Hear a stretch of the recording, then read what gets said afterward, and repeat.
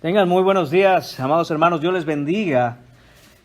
Les invito en esta mañana a abrir sus Biblias en la carta a los Filipenses. Continuemos alabando a nuestro Señor, ahora por medio de la predicación de la palabra. Estaremos en los versículos del 12 al 18 en este mensaje que se titula En esto me gozo.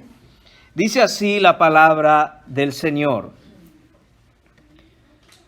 Quiero que sepáis, hermanos, que las cosas que me han sucedido han redundado más bien para el progreso del Evangelio, de tal manera que mis prisiones se han hecho patentes en Cristo en todo el pretorio y a todos los demás.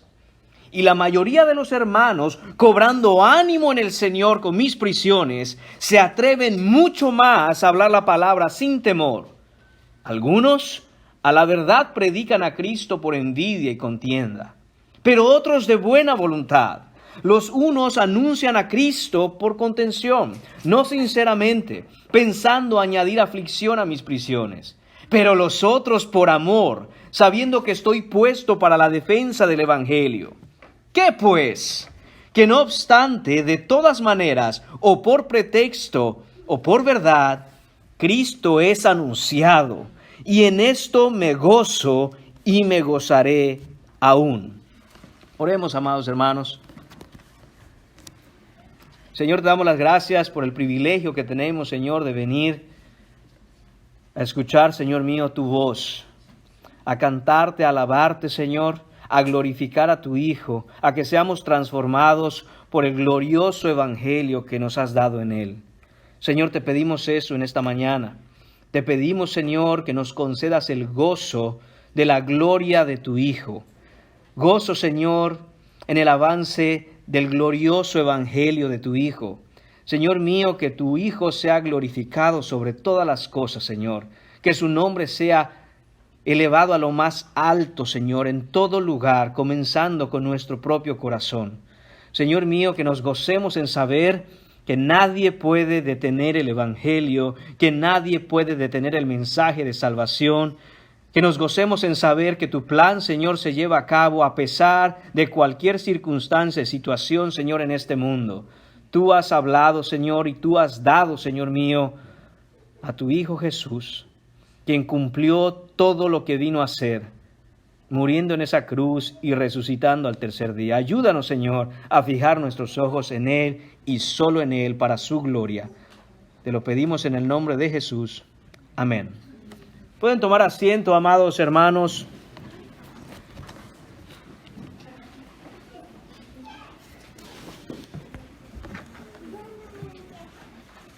Pablo escribe estas palabras que acabamos de leer en la Escritura a la iglesia en Filipos. Esto lo hace mientras está encarcelado en Roma. Recordemos eso. Y es que por mucho tiempo, hermanos, Pablo había deseado llegar a Roma.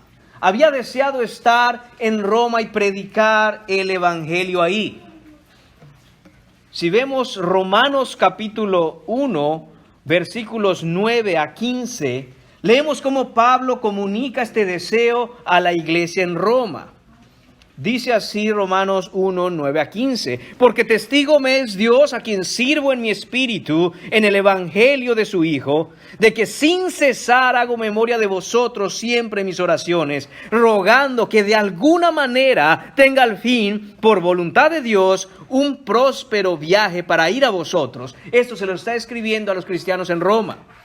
Dice, porque deseo veros para comunicaros algún don espiritual a fin de que seáis confirmados. Esto es, para ser mutuamente confortados por la fe que nos es común a vosotros y a mí.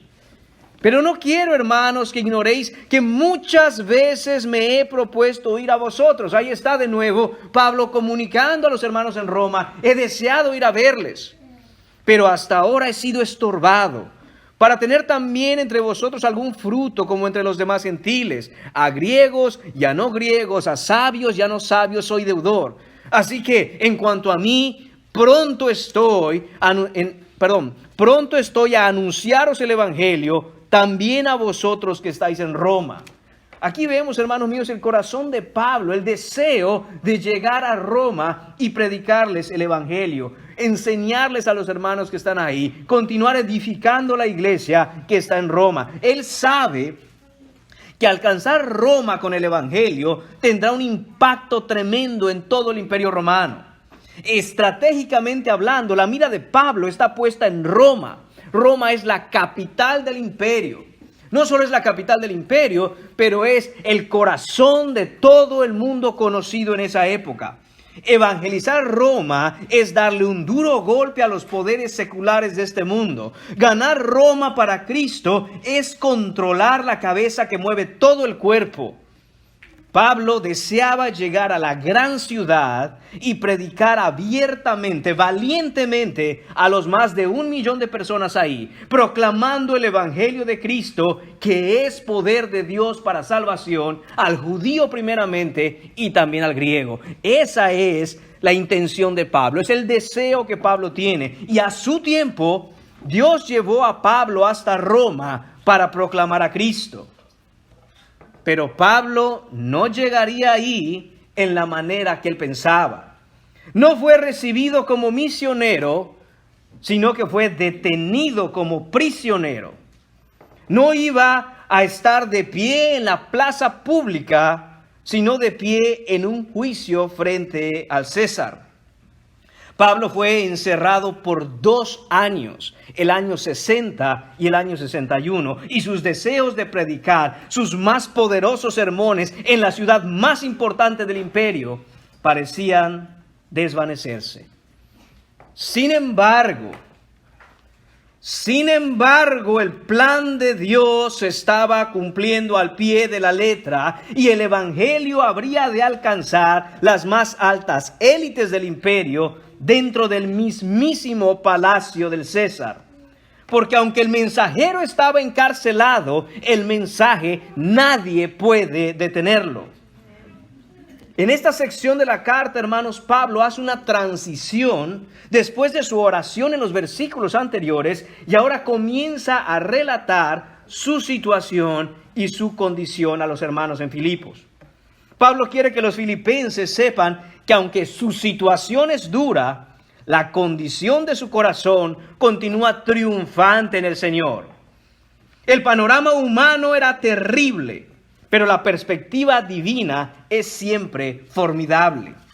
Vamos a ver que Pablo va a narrar su situación y su condición, hermanos míos, en los siguientes versículos, y lo va a hacer contrastando ambas cosas. Constantemente en estos versículos estaremos viendo cómo Pablo explica su situación, pero también habla de la condición divina y futura del evangelio. Eso es lo que va a estar haciendo Pablo. Y comenzaremos el punto número 1 en esta mañana en los versículos 12 a 14. Oposición y avance.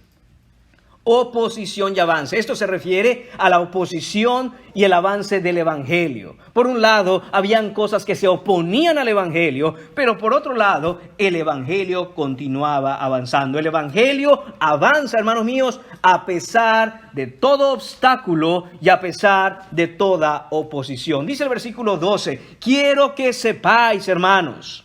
Vemos aquí la intención de Pablo de hacer saber a los hermanos en Filipos acerca de su condición, acerca de su situación.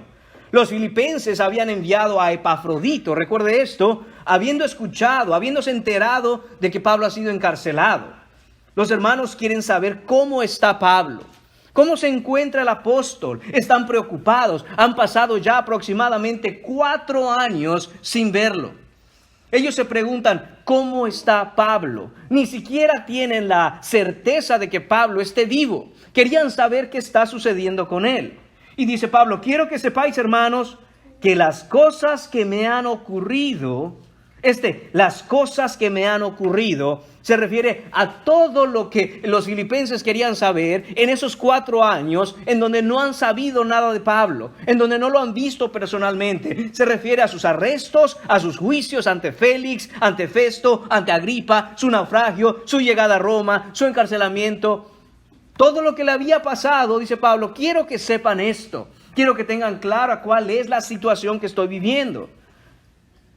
Dice, estas cosas han redundado más bien para el progreso del Evangelio. Esta palabra redundado es contribuido, ayudado, han catapultado estas cosas que le han pasado a Pablo, el Evangelio, y el Evangelio está progresando. Ahí está el contraste, el primer contraste que hace Pablo. Por un lado, su situación. Por otro lado, el avance y el progreso que el Evangelio está teniendo. Los filipenses saben que Pablo ha sido comisionado por Dios y lo ha enviado a anunciar el Evangelio a los gentiles. Ellos deben estar de alguna manera preguntándose si esta situación que está viviendo Pablo, su encarcelamiento, sus prisiones, los ataques que él ha sufrido, todo lo que estaba viviendo, habían de alguna manera detenido la obra. ¿Han parado el avance del Evangelio?, se preguntan los filipenses. ¿El Evangelio sigue avanzando o con Pablo encarcelado las cosas pintan mal para el Evangelio? Pablo les dice, no, hermanos, por el contrario, toda esta oposición no ha detenido absolutamente nada, sino que de hecho ha hecho avanzar el Evangelio aún más. Esto es lo que quiere Pablo que sepan sus hermanos. Pablo conecta el gozo que los filipenses deben tener, no la preocupación, el gozo que deben tener, no con las circunstancias de la vida de Pablo, no con las situaciones que Pablo estaba pasando, sino con el progreso del Evangelio. Puede que hayan detenido a Pablo, pero no puede nadie nunca detener el Evangelio. De hecho, el Evangelio a menudo avanza más y más rápido en medio de las dificultades. El Evangelio avanza más, no en tiempos de calma, sino en tiempos de persecución. La palabra de Dios cobra una realidad mayor en el corazón de aquel quien la escucha, no cuando todo le está saliendo bien, sino por el contrario, cuando las cosas van de mal en peor. Mientras más fuertes sean los vientos contra el Evangelio, más alta se eleva la esperanza de salvación en Cristo. Es como un pedazo de carbón encendido, hermanos, que mientras más le sopla uno, más se enciende el fuego. Así es como funciona el Evangelio. Arrestaron al mensajero, pero el mensaje sigue libre y avanzando. Nadie puede detenerlo.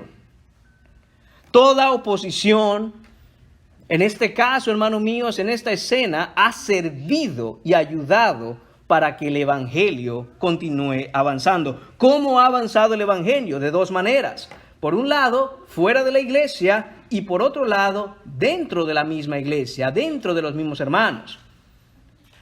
Vamos primero a ver qué pasa fuera de la iglesia. En el versículo 13 dice, de tal manera, dice Pablo, que mis prisiones se han hecho patentes en Cristo en todo el pretorio y a todos los demás. Esto de en todo el pretorio significa todo el palacio del gobernador. Imagínense, hermanos míos, a los filipenses escuchando esto. Imagínense escuchando a Pablo en esa carta, leyendo, y dice, no se preocupen, la situación está dura, pero ¿saben qué? El Evangelio avanza en Roma. Casi que Pablo podría poner una nota aclaratoria ahí, no lo van a creer. En todo el palacio del gobernador se está escuchando el Evangelio de Cristo. El mismo Pablo en esta carta, hermanos, en el capítulo 4, versículo 22, se despide y finaliza la carta diciendo, todos los santos os saludan y especialmente los de la casa de César. Así los llama él, los de la casa de César. La traducción que nos da Reina Valera es en todo el pretorio. Esto es, hermanos míos, toda la guardia pretoriana. Esta es la idea que está aquí. Todo el palacio, todo el lugar donde el gobernador, donde el César vive, o toda la guardia pretoriana. ¿Cuál de las dos debemos entender? Debemos entender ambas. Esto está ocurriendo al mismo tiempo. Todos en el palacio de César están escuchando el Evangelio por vía de la guardia pretoriana. ¿Cómo así? ¿Cómo es que la guardia pretoriana está compartiendo a Cristo, anunciando a Cristo, hablando el Evangelio? Bueno, hermanos míos, hay que entender que la guardia pretoriana es una compañía de la más alta élite militar en Roma. está conformada por 9,000 soldados, altamente entrenados en todo tipo de combate, especializados en tácticas de ataque y defensa, y son los guardias personales del César. Esto, hermanos míos, es una compañía de soldados, un grupo especializado, mucho más alto que el FBI o la CIA. Son lo mejor de lo mejor que existe en el mundo. Están altamente entrenados en todo lo que se refiere a la milicia. Y al parecer Pablo es considerado altamente peligroso, de tal manera que César está asignado a esta guardia y Pablo está siendo vigilado 24 horas, 7 días de la semana, 365 días del año por estos militares de alta clase. En Hechos capítulo 28, versículo 20, Pablo nos dice que estaba sujeto con una cadena. Y en Efesios capítulo 6, versículo 20, Pablo se dice de sí mismo que es un embajador en cadenas. Y eso es la idea que vemos aquí en el versículo 13, cuando dice mis prisiones, literalmente es mis cadenas. Es lo que dice el versículo literalmente. En el original dice mis cadenas. Esta palabra en Hechos, esta palabra en Efesios y la idea aquí en Filipenses es la palabra griega alusis. El alusis, hermanos, era una cadena de 18 pulgadas. Son unos 46 centímetros. Para que tenga usted una idea de lo que es, imagínese el cargador de su celular, el cable, dóblelo por la mitad y aproximadamente esos son 48 centímetros. Ese es el largo que tenía esa cadena. Y esta cadena, el alusis, funcionaba de la siguiente forma. El prisionero, en este caso Pablo, estaba esposado por uno de sus extremos y en el otro extremo uno de estos soldados de la guardia pretoriana estaba encadenado con él. De tal manera que Pablo no podía moverse más allá de medio metro sin que uno de los soldados de la alta guardia romana estuviera pendiente de él todo el tiempo. Claro que los soldados no se quedaban 24 horas encadenados a él, tomaban turnos. Los turnos eran 6 horas a la vez, de tal manera que Pablo durante 2 años pasó encadenado a un soldado romano con turnos de 6 horas, lo que es 4 soldados al día, durante todos esos años. Esos 2 años, todos esos meses, todas esas semanas, Pablo no podía moverse más lejos de medio metro de un soldado romano altamente especializado. ¿Qué creen que hacía Pablo en esas 6 horas, hermanos? Les predicaba el evangelio sin parar. Todo el tiempo. Él no se estaba quejando. Él no hablaba con el soldado diciendo, ay, mira mi situación, yo estoy aquí encarcelado injustamente, yo no he hecho nada, no se me ha comprobado ningún cargo. No, hermanos, sino que él constantemente empezaba a hablar. Porque dice el texto que sus prisiones han sido patentes en Cristo. Esta palabra patente significa que se han dado cuenta de la razón por la cual está ahí. Esa es la idea de ser patente. Y dice en Cristo porque él explicaba probablemente, me han encarcelado. ¿Sabes por qué, soldado?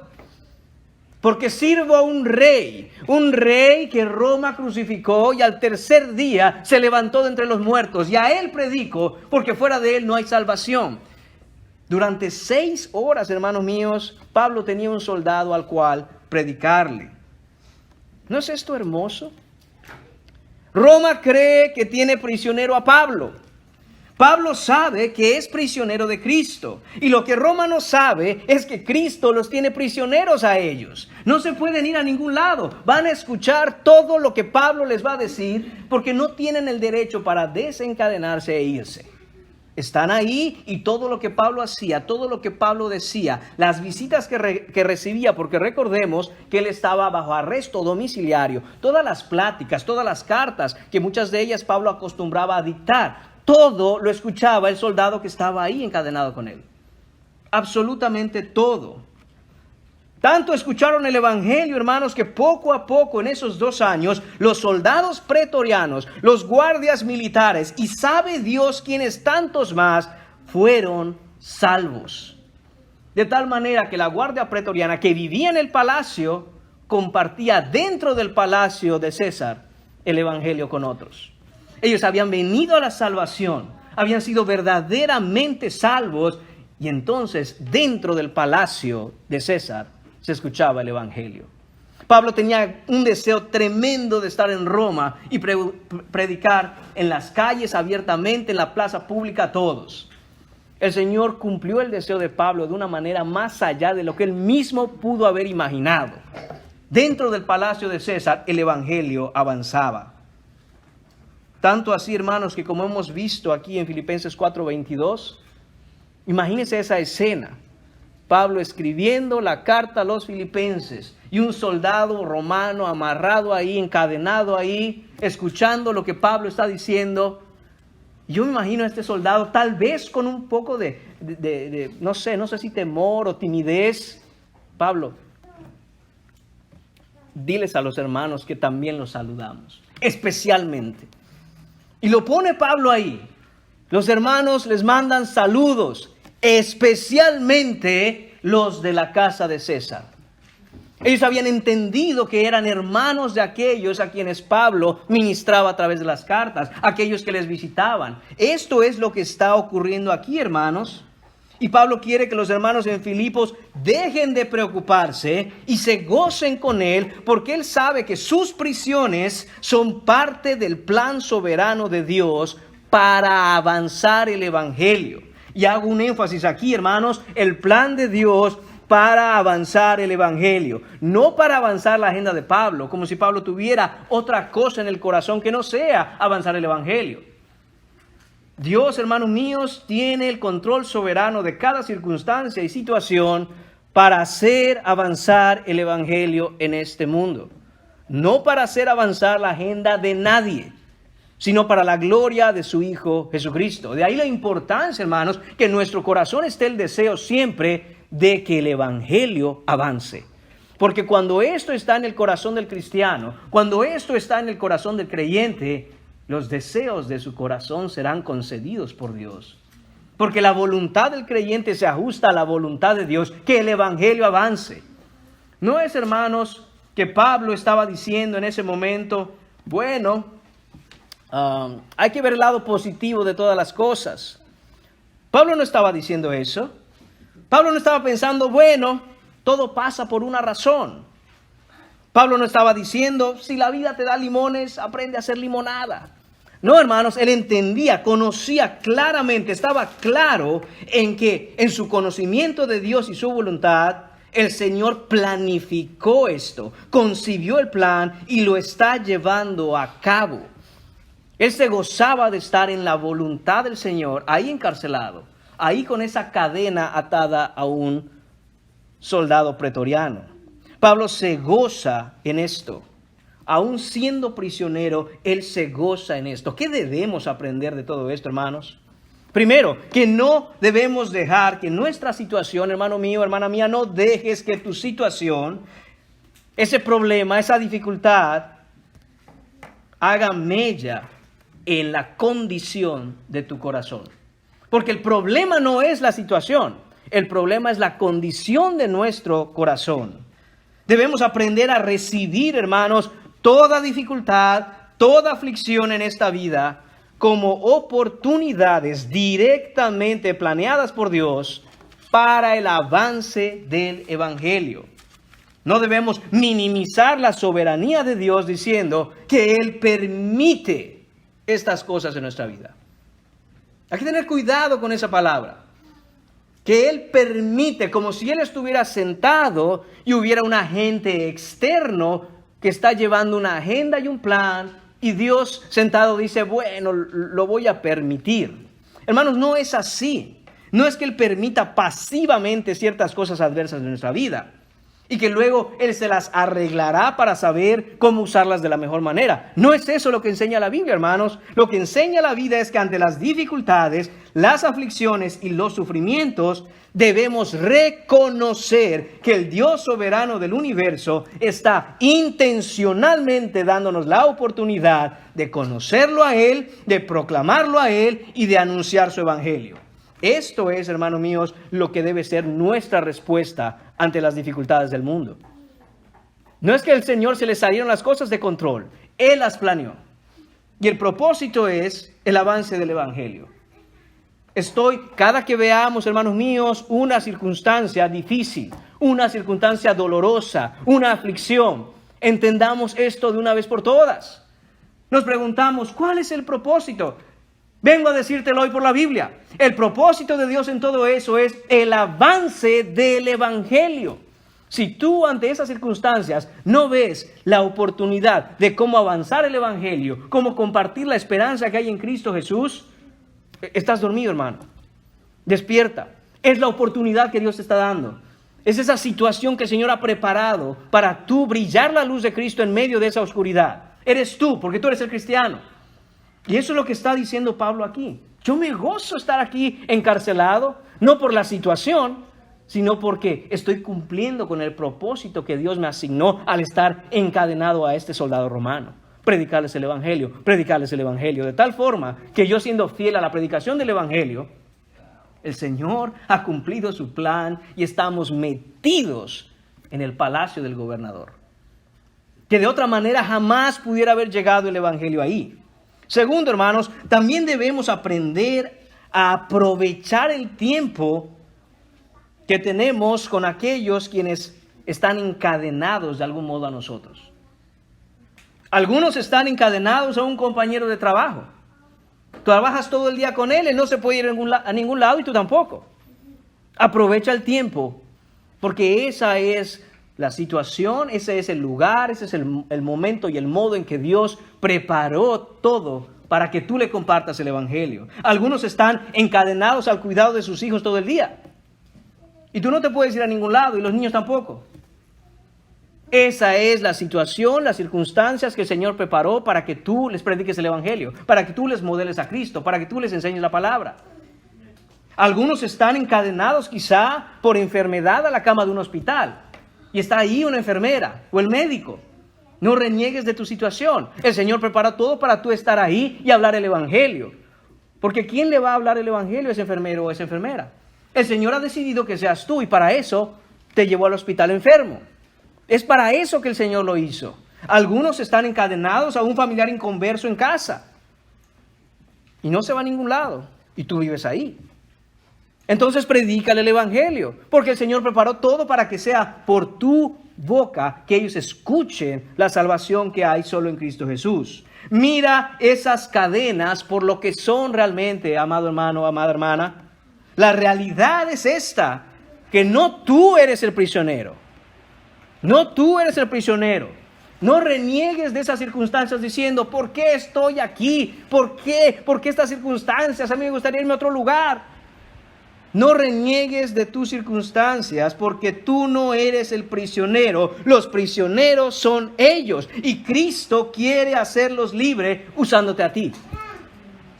Usándote a ti.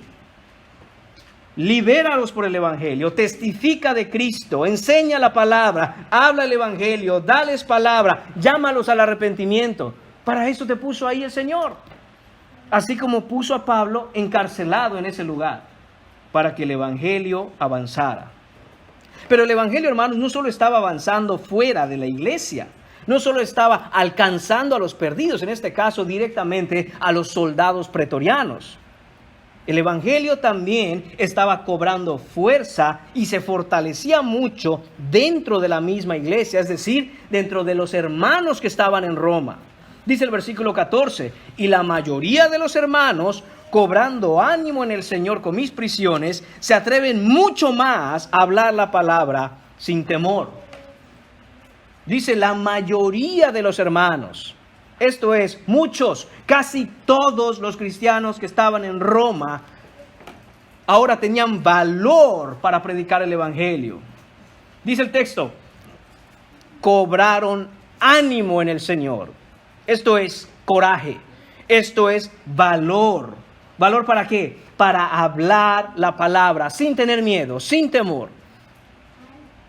Dice el versículo que ahora se atreven mucho más. Se atreven mucho más ¿a qué? A hablar la palabra. Eran un grupo de hermanos cristianos, la mayoría, dice Pablo.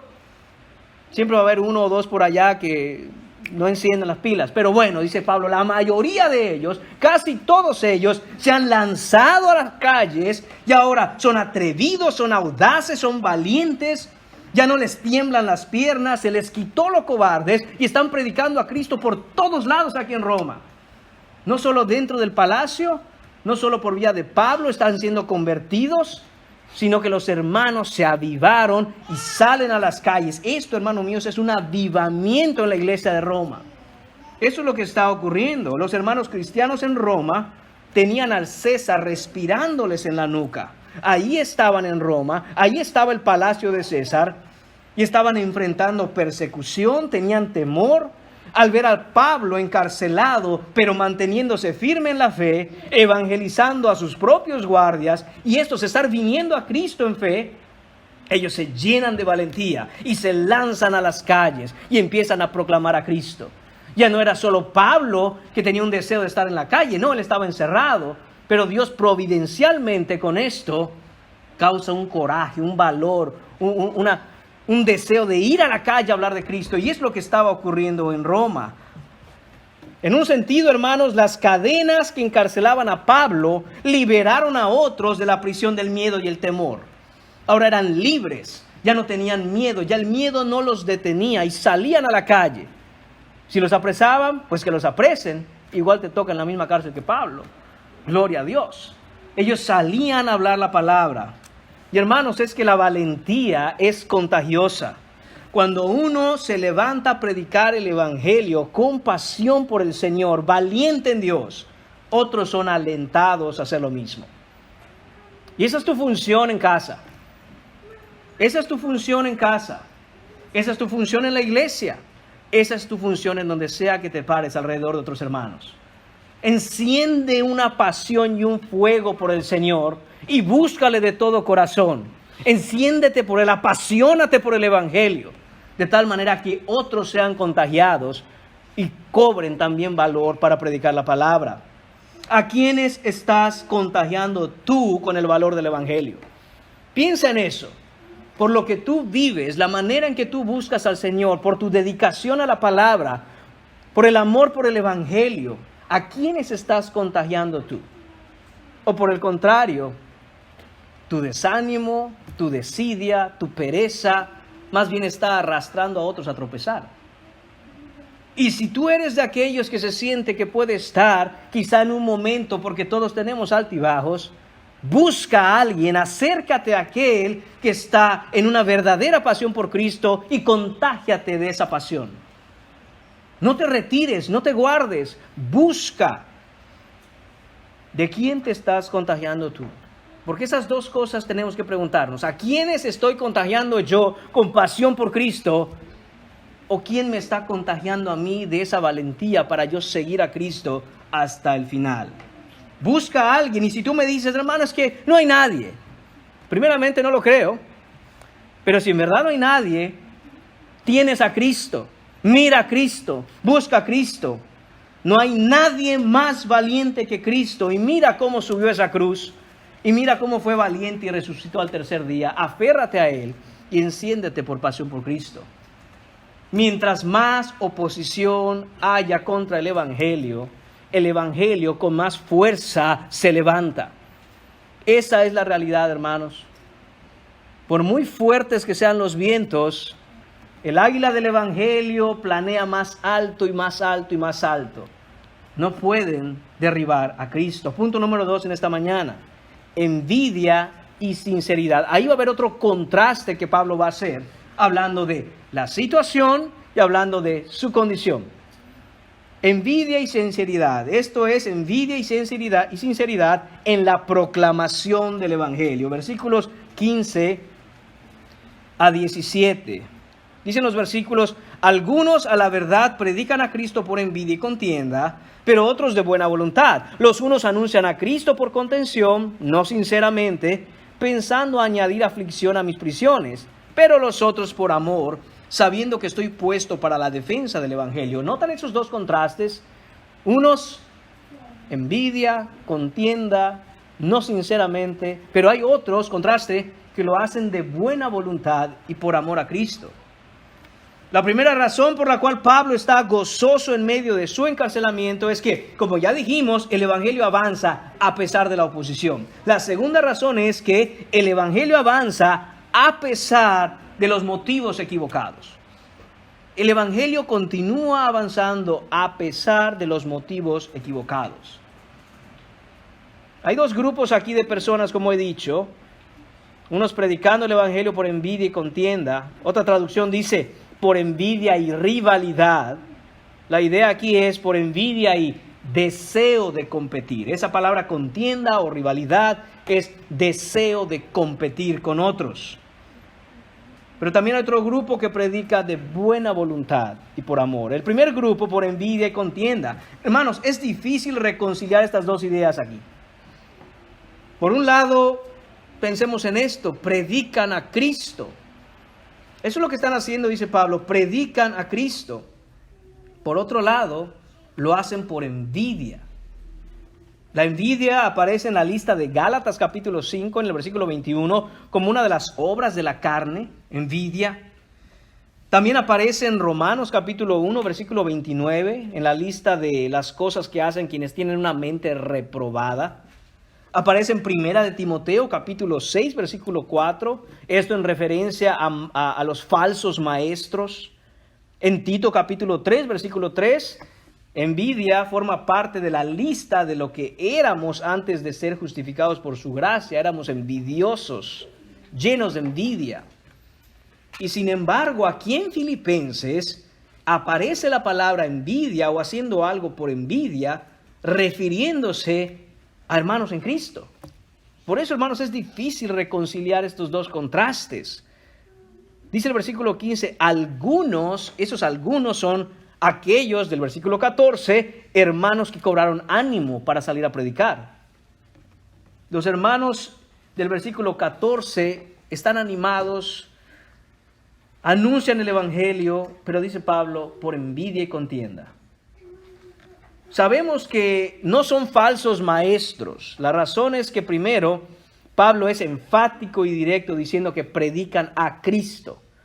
No dice que predican un falso evangelio, no dice que predican otro Cristo, dice predican a Cristo. Segundo, sabemos que no son falsos cristianos porque Pablo no es nada suave ni tolerante con los que anuncian un falso evangelio. Tomemos el ejemplo de Gálatas, donde él dice que todo aquel que traiga otro evangelio que no sea el bíblico, sea anatema.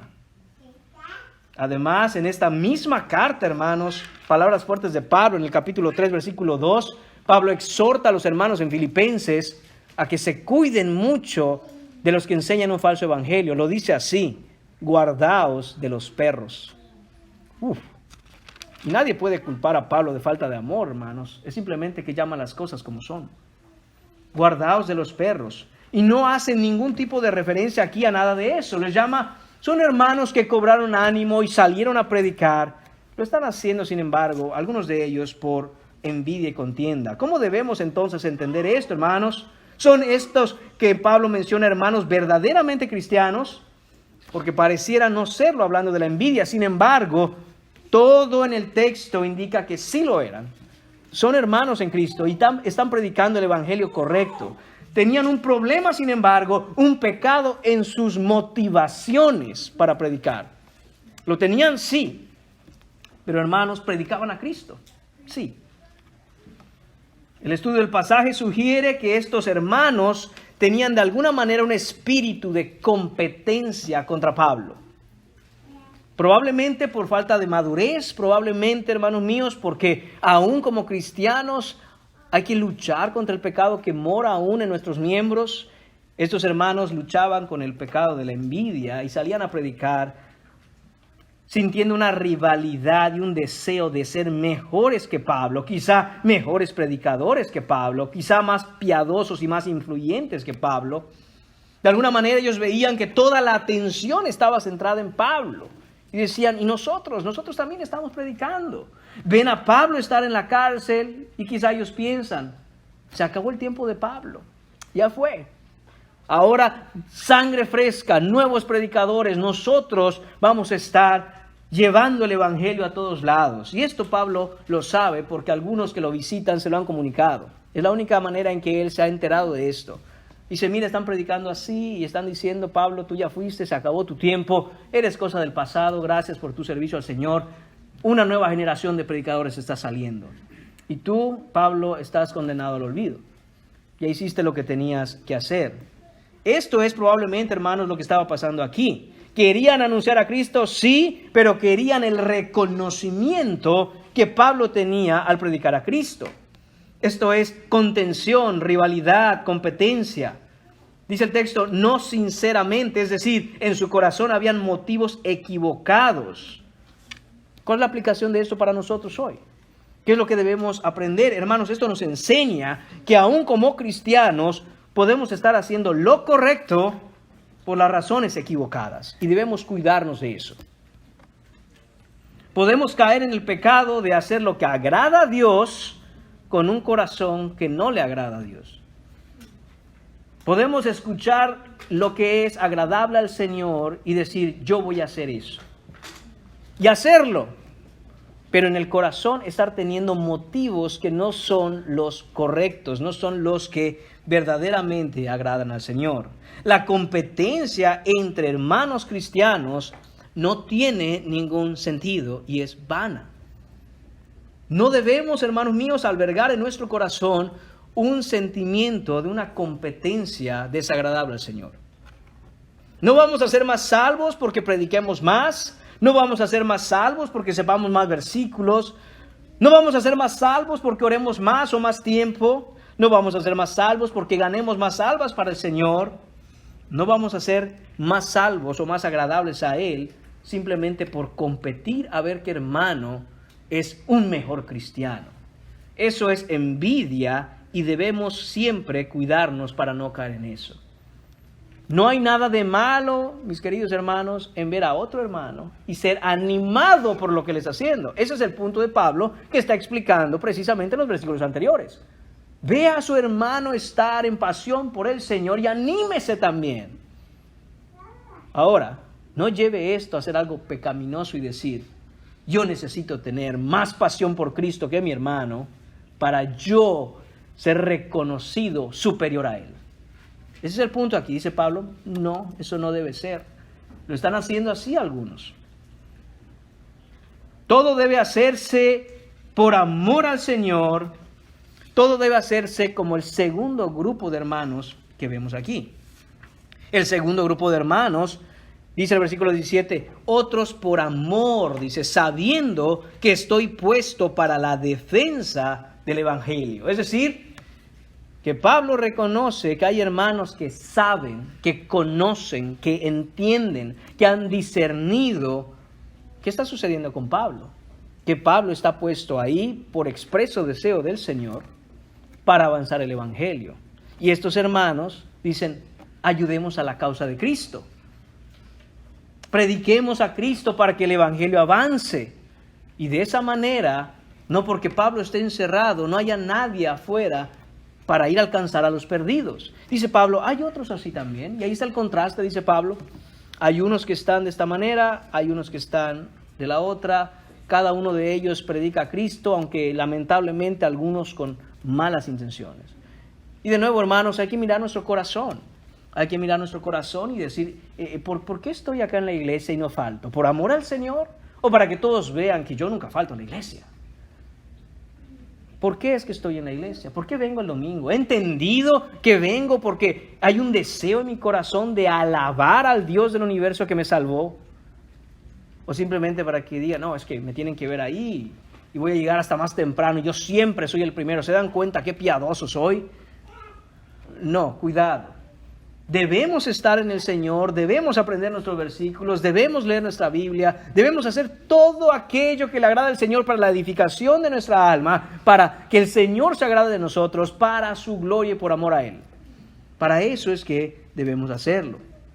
Punto número 3 en esta mañana. Pablo va a llegar a una conclusión. No perdamos el enfoque aquí. Pablo, recuerde, está escribiéndoles a los hermanos para decirles, así es como me encuentro, hermanos. Yo sé que están preocupados por mí. Déjenme contarles cómo está la cosa aquí. Cuenta por un lado ese contraste. Hay una oposición tremenda al Evangelio. Pero el Evangelio sigue avanzando de una manera que no se imaginan. Hay un avivamiento en las calles y hasta el palacio del gobernador hemos entrado. Después pasa a hablar de esa envidia que tienen algunos, pero que otros predican por amor. Y dice, así está la situación. Lamentablemente hay hermanos que están haciéndolo por envidia. Pero ¿sabe qué? Hay otros que lo están haciendo por amor. Pablo llega a esta conclusión con ellos. Dice el versículo 18.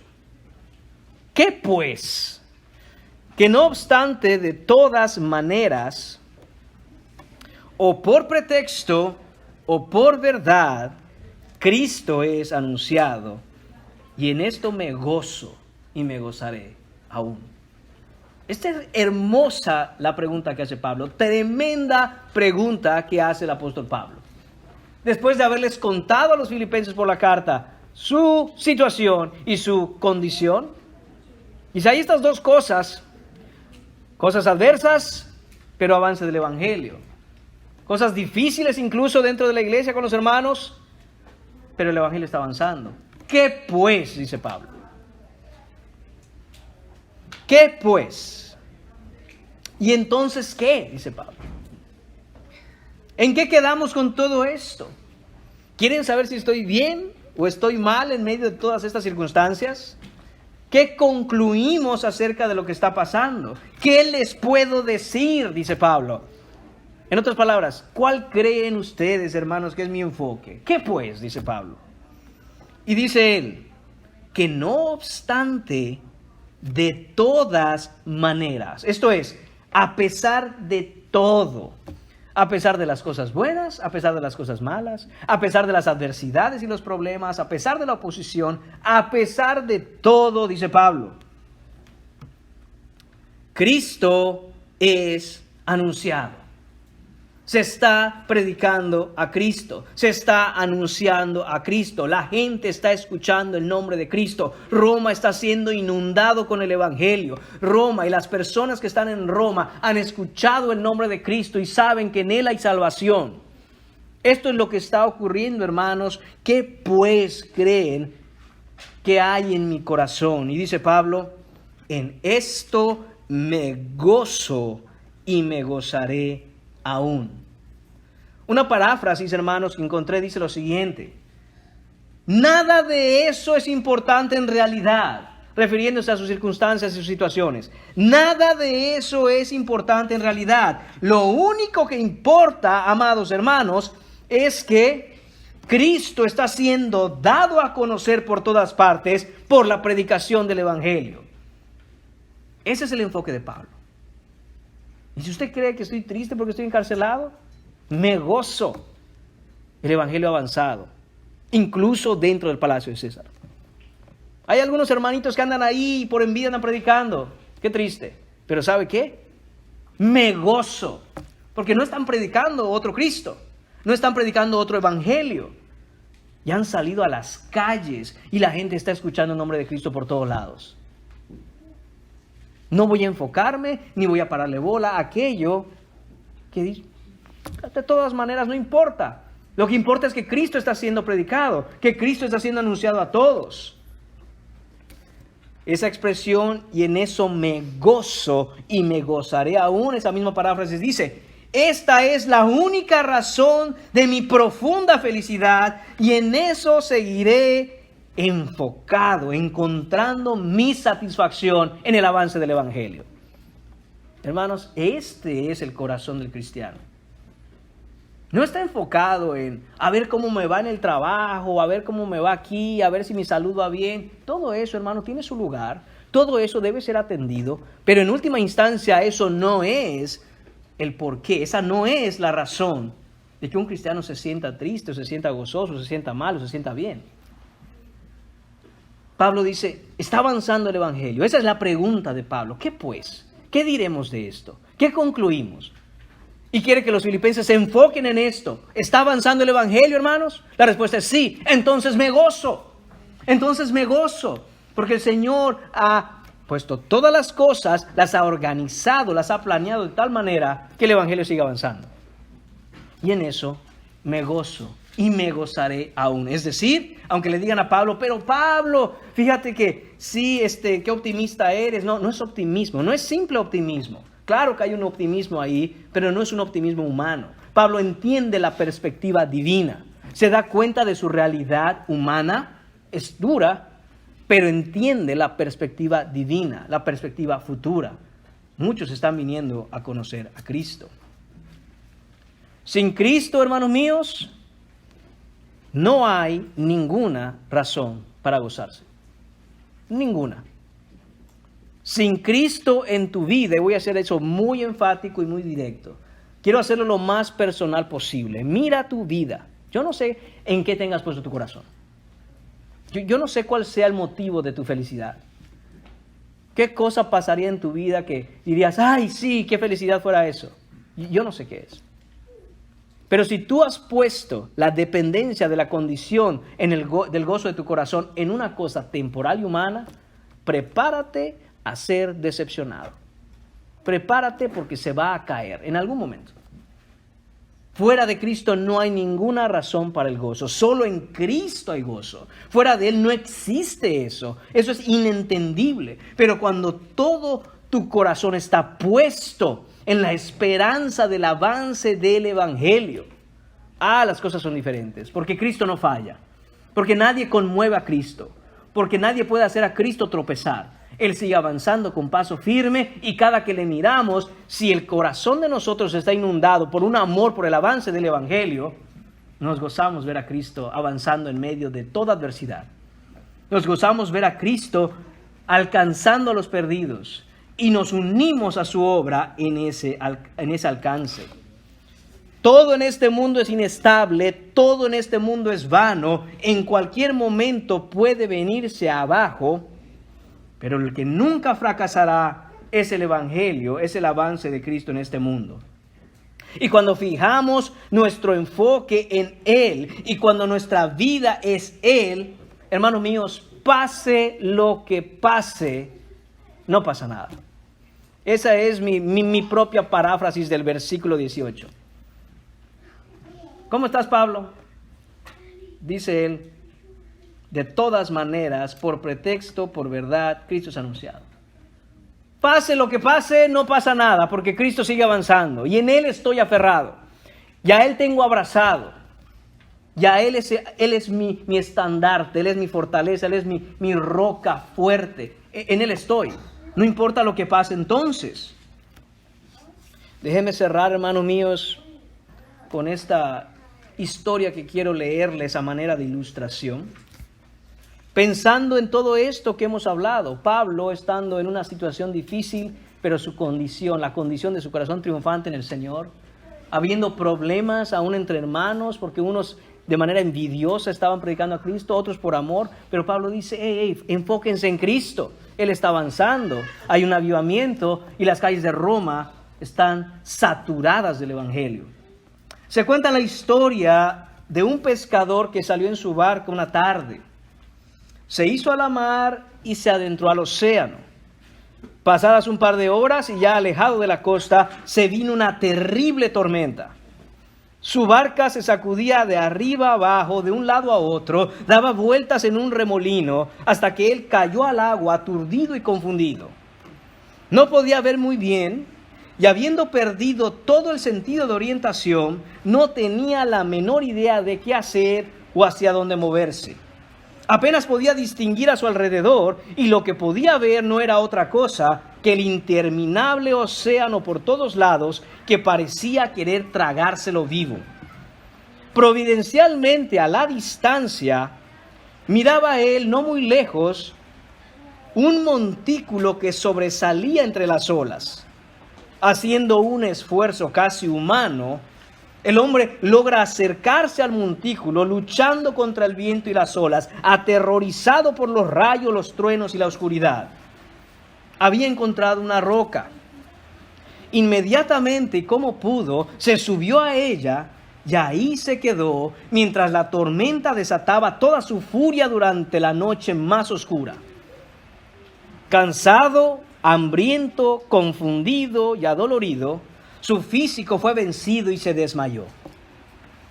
A la mañana siguiente, pasada la tormenta, la guardia costera le buscaba por todos lados hasta que consiguieron hallarlo ya cayendo la tarde. No estaba muy lejos de la playa, pero en su condición era imposible que llegara hasta ella nadando. Estaba golpeado, estaba deshidratado, estaba sin fuerzas. Después de un examen médico se determinó que de manera general él iba a estar bien, no había sufrido mayor daño, no había mayor problema. El guardacostas, particularmente por su experiencia, estaba muy sorprendido y dirigiéndose al hombre le dijo: la tempestad de anoche fue una de las más terribles que he visto. ¿En serio usted pasó toda la noche sobre esa roca en plena tormenta? A lo que el hombre le contestó: así mismo fue. El guardacostas dijo: wow, es usted el hombre más valiente que he conocido en mi vida. El pescador lo miró y respondió: ¿valiente yo? No, señor. Temblaba de miedo aterrorizado cada segundo y lloraba pensando que moriría hasta que supongo quedé desmayado. Pero ¿sabe una cosa? La roca sobre la cual yo estaba, esa roca nunca tembló ni por un segundo. Me aferré a ella como la única razón de mi esperanza y en medio de todo el miedo que sentía, había una felicidad en mi corazón por haberla encontrado. Hermanos míos, ¿qué nos dice esta ilustración con lo que acabamos de escuchar, con lo que acabamos de ver en esta carta? Hermanos, todos somos náufragos en el océano de la vida. La tormenta del pecado ha destruido la barca de nuestra relación con Dios. Y la única roca es Cristo. Él es inconmovible. Y aunque todo tiemble, Él nunca tiembla. Él está firme. En Él es que encontramos nuestra seguridad. Y el que ha encontrado esta roca que es Cristo, pase lo que pase, por difícil que sea, por dura que sea la tormenta, puede gozarse tranquilo a pesar de todo, porque la roca no tiembla. Solo podemos estar en esa roca que es Cristo, amados hermanos y amigos míos, por la fe en Jesucristo. No hay otra manera de estar en la roca. Tus fuerzas no pueden aferrarte a ella. Tu moralidad, tu deseo de justicia, tu portarte bien, no sirve para estar firme sobre la roca. Es la fe en que Jesús encarnó, Dios hecho hombre, encarnó, nació de una virgen y creció, y mientras crecía, la Escritura explica y enseña que crecía en gracia y en estatura, gracia para con Dios y para con los hombres, lo que significa que Él nunca pecó, ni contra Dios ni contra nadie. Y que subió a esa cruz y que sobre Él fue puesto el pecado de todos aquellos que por el arrepentimiento creen en su nombre. Si tú no estás por la fe en Él, si tú no has entendido que Él murió y fue sepultado y resucitó al tercer día y que volverá para rescatar a los suyos, si tú no has entendido eso y no has creído eso, déjame decirte que estás en medio de una tormenta terrible, perdido en el océano, y no hay ninguna esperanza para ti. Pero hoy el Señor abre sus brazos, te extiende la mano y te dice: súbete a la roca, ven a la roca, ven a Cristo hoy en arrepentimiento y fe para obtener el perdón de tus pecados y cambiar tu vida por completo. Que sea hoy el día en que verdaderamente busques al Señor y estés en la roca eterna que es Cristo. Oremos, hermanos míos. Señor y Padre, te damos las gracias por la salvación que tú nos has dado en Cristo. Te damos las gracias, Señor, porque cuando nos enfocamos en Él, cuando hemos entendido que el avance del Evangelio lo es todo, Señor, podemos gozarnos, podemos, Señor, en medio de toda tempestad, sentirnos protegidos porque tú, Señor, eres inconmovible, porque tu Evangelio continuará y porque ninguno de los que has salvado, Señor, se perderá, porque están en tu mano, Señor. y nadie los arrebata de ahí. Señor, ayúdanos a tener el enfoque correcto para gozarnos en medio de todas circunstancias, Señor. Que podamos ver el avance del Evangelio como la única razón de nuestro gozo, Señor. Ayúdanos a ser, Señor mío, fieles a tu llamado, de estar en ti valientemente, siempre contribuyendo, siempre luchando, Señor, siempre esforzados por el avance de tu reino. Te lo pedimos en el nombre de tu Hijo Jesús. Amén.